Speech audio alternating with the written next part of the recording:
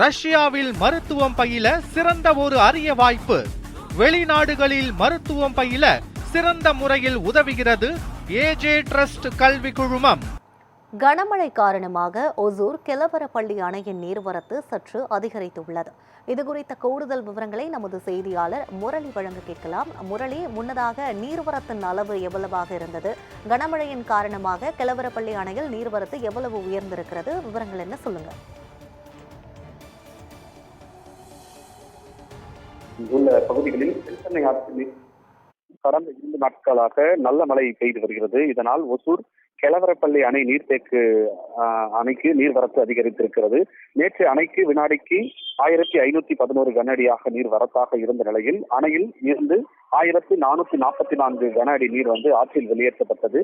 அதே போல இன்று கெலவரப்பள்ளி அணைக்கு வினாடிக்கு 1444 கன அடி நீர் வரத்தாக உள்ள நிலையில் அணையில் இருந்து அதே அளவு 1444 நீர் தென்பெண்ணை ஆற்றில் வெளியேற்றப்பட்டு வருகிறது. ஆற்றில் அதிக அளவில் செல்லும் நீருடன் குவியலாக ரசாயன நுரைகள் மிகுந்து செல்கின்றன.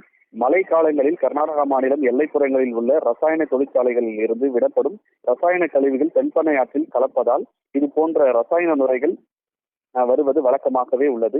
அதே போல தற்போது கெலவரப்பள்ளி அணை பகுதியில் ரசாயன நுரைகள் முழுவதும் பனி படர்ந்தது போல காணப்படுகிறது.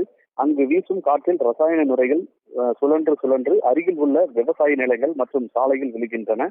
ஆற்றில் பனிக்கட்டிகள் மிகுந்து செல்வது போல குவியலாக ரசாயன நுரைகள் என்பதால் ஒசூர் பகுதி விவசாயிகள் மற்றும் பொதுமக்கள் அதிர்ச்சி அடைக்கின்றனர். அதாவது ஆட்சிகள் மாறினாலும் காட்சிகள் மாறவில்லை என்பதற்கு இது உதாரணமாக இருக்கிறது. அதாவது விவசாயிகள் இதற்கு முன்னாடி இப்போது அதிகப்படியான ரசாயன நுரைகள் வருகிறது. அந்த பகுதியில் துர்நாற்றமும் வீசுகிறது. அங்க நம்ம போய் அந்த பகுதியில் வீடியோ கூட எடுக்க முடியாத அளவிற்கு மூச்சு திணறல் ஏற்படுகிறது.